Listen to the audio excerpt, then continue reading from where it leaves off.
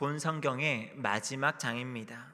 한 권의 성경으로서 계속적으로 추진해왔던 느헤미야의 개혁이 아름답게 마치는 것으로 끝이 나면 참 좋겠다라는 마음으로 느헤미야를 1장부터 읽어왔는데, 사실 마지막 장까지 개혁은 끝이 나지 않고 여전히 많은 개혁들이 남아있을 것처럼 보이는 이 마지막 절의 말씀들이 사실 저 개인적으로서는 많은 아쉬움이 남는 결말이지 않나라는 생각을 합니다.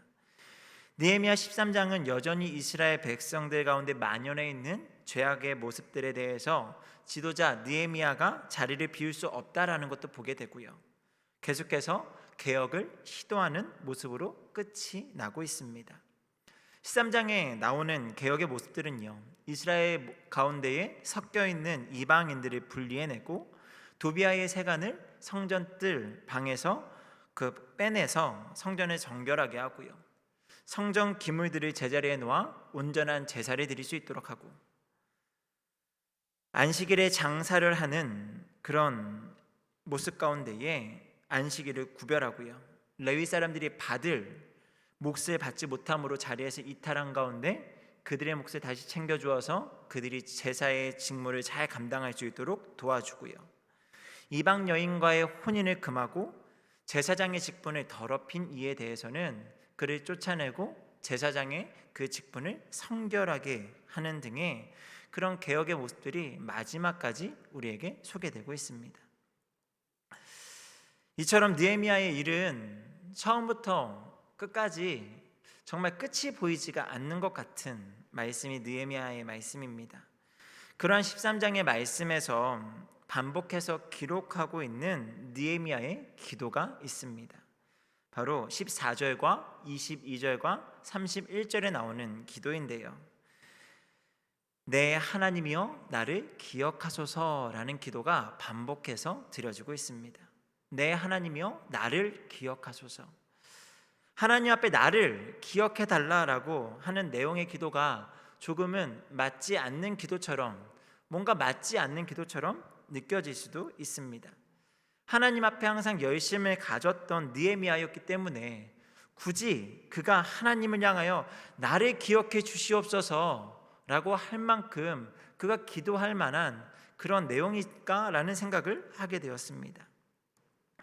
이러한 궁금증은요, 반복되는 기도의 내용에 이은 다른 기도의 내용들을 통해서 조금씩 실마리를 풀어갈 수가 있습니다. 14절과 22절과 31절인데요, 먼저 14절에는 내 하나님의 정과 그 모든 직무를 위하여 내가 행한 선한 일을 도말하지 마옵소서라고 기도합니다. 느헤미야가 분노하며 힘을 내어서 개혁하고자 했던 것이 무엇이죠? 성전의 청결이었습니다. 성전에 합당하지 않은 도비아의 세간을 쫓아내고 그곳에 마땅히 있어야 될 것들을 갖다 놓았던 그런 모습들, 그런 일들을 행하고 난 뒤에 지금 그 일을 생각해서 나를 기억해 달라고 기도하는 것입니다. 22절엔 뭐라고 기도하죠? 주의 크신 은혜대로 나를 아끼시옵소서라고 기도합니다. 느헤미야는 자기가 안식일을 거룩하게 하기 위해 자신이 노력한 일들을 하나님 기억하여 주시옵소서라고 기도합니다. 그러면서 덧붙여서 뭐라고 이야기하죠? 나에게 크신 은혜를 부어주시고 나를 아껴달라라고 기도합니다. 31절에는요, 나를 기억하사 복을 주옵소서. 지금 14절, 22절, 31절에 계속적으로 어떻게 하나님 앞에 간구하냐면 나를 기억하시고 나를 복 주시고 나를 아껴주시고 계속 나와 하나님과의 그 관계에 있어서 내게 그 기도의 모든 응답이 요구되어지는 것처럼 기도하고 있다는 거죠. 이 내용들을 문자 그대로만 보자면 사실 느헤미야가 오로지 자신만을 위해 기도하는 사람처럼 비춰지기도 합니다. 사실 저는 말씀을 처음 대할 때 그렇게 느꼈어요. 왜 느헤미야가 그동안 열심히 잘해왔는데 이 마지막에 가서 이렇게 자기만을 위한 기도를 하지? 라는 생각으로 사실 문자 그대로 읽으려고 했던 것 같습니다. 하지만 말씀을 묵상하고 또 묵상하고 또 묵상하다 보니까요, 이 기도의 내용들이 결코 느헤미야 자신만을 위한 기도로 보이지가 않았습니다. 13장 전체에 흐르는 이스라엘 백성들의 분위기는 어떻죠? 그 가운데 이스라엘 백성들의 분위기는요, 느헤미야가 페르시아로 돌아간 그 사이에 죄에 만연해진 그런 죄로 얼룩져 있는 모습입니다. 그런 분위기상 느헤미야가 걱정하는 것은 죄의 자리로 돌아간 이스라엘 백성들이었다라는 거죠. 이런 상황에 느헤미야의 마음이 어땠을까요? 우선 화가 났겠죠. 그리고 많이 절망했을 수도 있습니다. 그런데 그런 어떤 개인적인 감정, 자기 민족에 대한 여러 가지 개인의 감정을 다 뒤로하고 또 하나 있었던 분명한 마음이 있는데요, 분명 이전에 조상들이 걸었던 죄악의 길로 인해 또 다시 하나님의 징계가 임할 것에 대한 두려움이 컸으리라 여겨집니다. 이 두려움은 본인에게 심판이 임할 것에 대한 두려움도 있겠죠. 하지만 민족 공동체에 임할 징계에 대한 두려움이 컸으리라 생각합니다. 왜요? 느헤미야는 이미 1장에서부터 자신들이 겪고 있는 이 모든 환난과 모든 포로의 생활과 나라가 망하게 된 것들, 모든 고난의 그 이유가 조상들의 죄로 임함이다라는 것을 알고 있었잖아요. 그래서 그것들을 하나님의 심판이다라고 분명하게 그는 알고 있었습니다. 우리 1장 6절을 한번 같이 읽어볼까요? 느헤미야 1장 6절입니다. 시작. 주의 종이 주의 종들인 이스라엘 자손을 위하여 주야로 기도하오며 우리 이스라엘 자손이 주께 범죄한 자들을 자복하오니 주는 귀를 기울이시며 눈을 여시사 종의 기도를 들으시옵소서. 나와 내 아버지의 집이 범죄하여. 느헤미야 인식 가운데는요, 분명히 우리들이 겪고 있는 모든 고난, 이 모든 어려움이 우리의 죄로 인합니다. 우리 조상들의 죄로 인함이다라는 것을 알고 있었습니다. 우리 13장에도 이와 같은 고백은 이어집니다. 13장 18절의 말씀을 같이 한번 읽도록 하겠습니다. 18절입니다. 시작. 너희 조상들이 이같이 행하지 아니하였느냐? 그래서 우리 하나님이 이 모든 재앙을 우리와 이 성읍에 내리신 것이 아니냐? 그럼에도 불구하고 너희가 안식일을 범하여 진노가 이스라엘에게 더욱 심하게 임하도록 하는도다 하고. 지금 느헤미야가 13장 이 부분에서 여전히 걱정하는 것은 뭐예요? 하나님의 진노가 임할 것에 대한 걱정과 두려움이 크다라는 것을 지금 알려주고 있죠. 26절과 7절에도 솔로몬의 죄를 언급하면서 그로 인해서 하나님께 범죄했던 과거의 내용들을 상기하고 있습니다. 그는 죄로 인해서 자신과 민족이 다시금 큰 죄를 당할 것에 대한 큰 두려움과 떨림이 있었다라는 거예요. 왜 그럴까요? 조금 나아지리라 생각했잖아요. 13장 이전에 느헤미야를 중심으로 이스라엘이 신앙의 개혁을 계속적으로 해왔잖아요. 성벽을 재건하고 영적 신앙 부흥회를 하고 또 그 가운데 레위 사람들의 자리를 복직시켜주고 예배 공동체로 다시 서고 그렇게 무언가 잘 이루어져 왔는데 지금 페르시아에 다녀온 1년 사이에 다시 죄악을 행하는 이스라엘의 모습을 보니까 그런 두려운 마음이 강하게 들더라는 겁니다. 그래서 그는 나를 기억하소서라고 기도하는 거예요. 이 기도하는 모습이 어떻게 저에게 느껴졌냐면 마치 절대적인 심판자 앞에서 모든 주의를 자기에게 끌고자 하는 느헤미야의 몸부림처럼 느껴졌습니다. 그런 거 있잖아요. 함께 있는 내가 사랑하는 사람들이 막 뒤에서 막 나쁜 짓을 많이 했어요. 그런데 그 모든 죄를 자기가 대신해서 나만 봐주세요, 뒤에 있는 사람들 다 보지 말고 나만 봐주세요 하는 그런 것처럼 느헤미야의 나를 기억하소서, 나를 아껴주시고 은혜 내려달라는 그런 내용들이 그렇게 느껴졌습니다. 죄악의 자리로 돌아간 이스라엘 백성들을 향한 하나님의 진노의 시선이 그들에게서 돌이켜서 오로지 자신에게만 향하게 하고자 하는 기도로 느껴졌습니다. 그래서 내가 행한 선한 일을 기억하여 주시고 주의 크신 은혜대로 아껴주시고 복을 내려달라고 기도하는 겁니다. 그러면 그간 느헤미야가 보여주었던 공동체를 행했던 모습들과 나를 기억하사 하면서 했던 모든 기도의 내용들이 이해가 되어집니다. 앞에서 14절, 22절, 31절의 내용들을 다시 한번 볼까요? 먼저 내가 이전에 하나님의 전을 위해서 했던 그 하나님의 직무를 위해서 내가 했던 일들을 도말하지 마옵소서라고 기도하죠. 하나님, 이 일들을 반드시 기억해서 하나님의 은혜가 임하기 원합니다 라고 시선을 자기에게 끌고 있는 거예요. 그리고 느헤미야가 큰 은혜를 구하죠. 그냥 은혜도 아니고요, 정말 큰 은혜를 구합니다.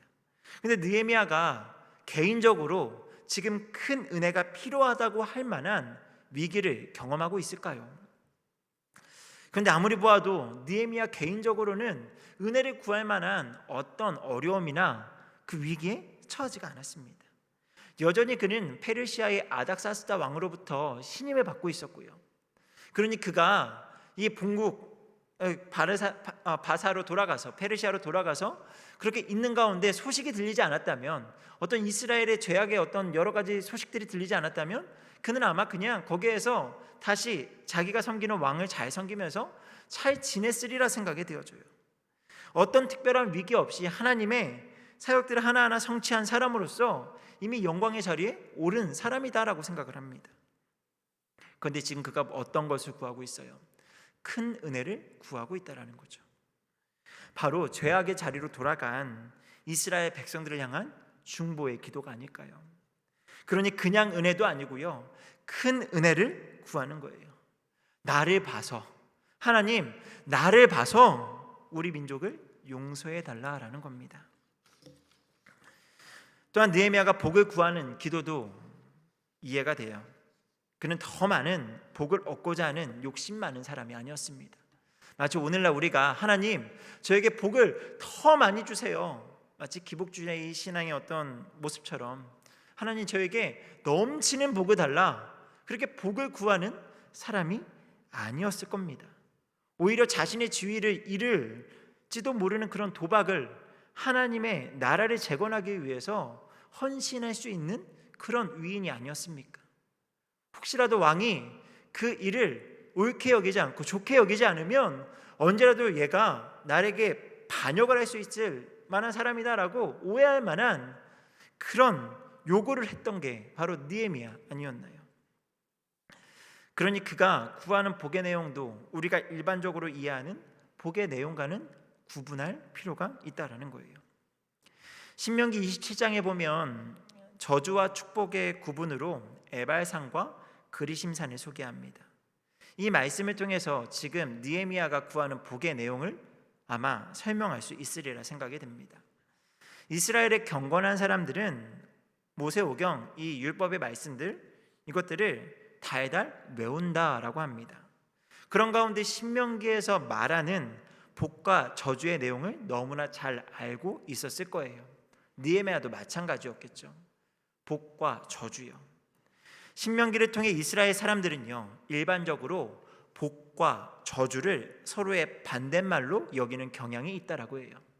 그러니까 복 아니면 저주예요. 신명기의 말씀 그대로 하면 복이 아니면 저주라는 거죠. 그러니 그의 기도를 이렇게 이해할 수 있어요. 하나님, 저주가 아니라 복을 받기 원합니다. 이것이 개인에게 뿐 아니라 하나님, 우리 민족이 저주가 아니라 복을 받기 원합니다 라는 기도로 해석할 수 있다는 거죠. 자신은 애초에 하나님 앞에 범죄하지 않았으니 그가 복을 받고자 하는 대상은 이스라엘 백성들이에요. 다시금 하나님의 말씀대로 살고자 개혁하고 또 개혁하겠으니 저주가 아닌 복을 달라고 기도하는 겁니다. 오늘 말씀을 묵상하며 느헤미야가 왜 하나님 앞에 이와 같은 기도를 드리고 있을까를 생각해 보았습니다. 그는 사실 이스라엘의 또다시 범죄하는 모습 가운데 크게 두려움을 느낄 필요가 없는 사람 아닐까요? 왜요? 자신의 죄가 아니잖아요. 우리 그런 거 잘하잖아요. 선 긋는 거. 내가 안 했으면 내가 안 했어 하면서 선을 딱 끊고 저는 아닙니다 라는 말 잘하잖아요. 저는 아니고요, 얘네가 했어요. 저는 아닙니다 라는 이야기 우리 정말 잘하잖아요. 느헤미야도 사실 그럴 수 있다라는 거죠. 오히려 자신은 어떤 일을 했어요? 하나님 보시기에 선한 일들을 행해 왔잖아요. 누가 보아도 하나님이 알고 계시는 그런 선한 일들을 이미 행해 왔잖아요. 그러니 하나님 저는 아닙니다. 선을 긋고요. 하나님 저에게만 복을 주시옵소서라고 기도할 수도 있다라는 거죠.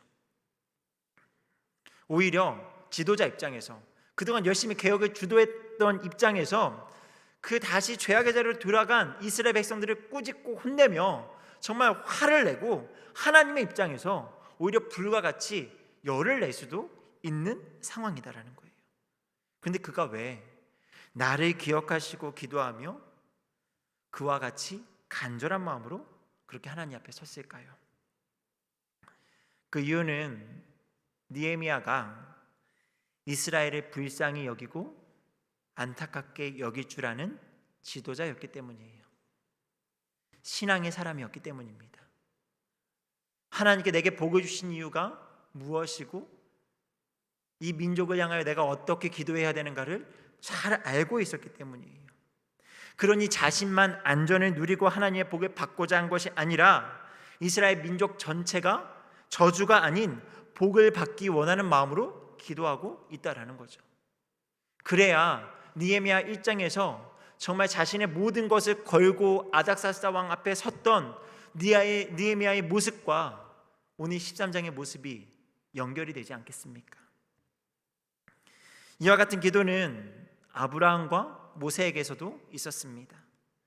아브라함이 자기를 봐서 소돔과 고모라를 구원해 달라라고 기도했죠.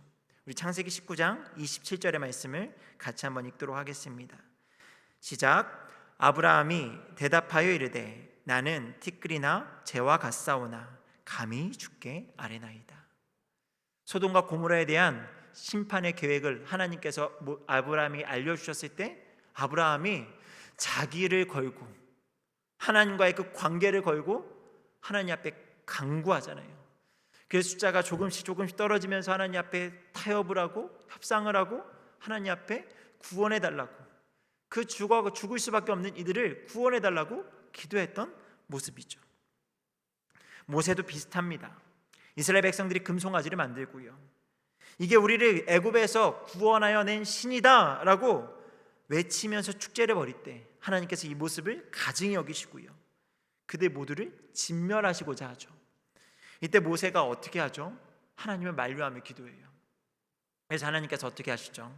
우리 출애굽기 32장 14절의 말씀을 같이 읽겠습니다. 시작. 여호와께서 뜻을 돌이키사 말씀하신 화를 그 백성에게 내리지 아니하시니라. 느헤미야의 기도와 아브라함의 기도와 모세의 기도, 오늘 이와 같은 기도들을 보면서 우리의 기도, 우리의 신앙의 목적은 어디에 있는지 한번 생각해 보게 됩니다. 지나치게 개인주의화 되어버린 우리의 신앙이 느헤미야와 아브라함과 모세의 기도 앞에 얼마나 초라하게 느껴지는지 모릅니다. 우리에게 은혜를 베푸소서, 이 기도가 여러분에게는 있습니까? 나에게 은혜를 베푸소서라는 기도는 수없이 해왔지만 정말 우리에게 이 나라 이 민족 가운데 은혜를 베풀어 달라는 기도가 우리 가운데 얼마나 있습니까? 나 개인의 신앙이 아닌 우리 교회 공동체를 위한, 나라 민족을 위한 기도가 얼마나 있습니까? 우리에게 이러한 느헤미야의 기도가 필요합니다. 이것이 교회 공동체만을 위한 것이 아니고요, 본질적으로는 우리 신앙을 위해 필요해요. 나를 위한 복음이 아니라 모든 세상을 위한 복음에 대한 바른 이해, 또한 내가 바라는 것을 구하는 인생이 아닌 하나님이 원하시는 것을 구하는 인생이 되어야 하기에 우리의 기도가 이렇게 달라져야 한다는 거예요. 그것이 하나님께서 우리 마음의 왕으로 자리하셔서 우리 신앙이 바르게 서 있다는 지표가 될 수 있다라는 겁니다. 말씀 맺도록 하겠습니다. 오늘 우리가 느헤미야의 말씀 마지막에 느헤미야가 간구하는 기도의 내용처럼 오롯이 공동체를 위하는 기도로 나아가 우리가 소속된 공동체를 재건하고 교회를 재건하고 나라를 재건할 수 있기를 바랍니다. 우리가 방심하면요, 언제라도 영적인 위기를 당할 수 있다라는 것을 알고 신앙의 고삐를 풀지 않고요, 주님 앞에 서는 그날까지 느헤미야의 기도처럼 우리에게 은혜를 베푸소서라고 기도하며 그렇게 공동체를 세워 나갈 수 있는, 그 공동체가 무너지지 않도록 그 공동체의 기둥이 되어지는 우리 모두가 될 수 있기를 주님의 이름으로 축복합니다. 우리 오늘 말씀을 생각하면서 함께 기도했으면 좋겠는데요.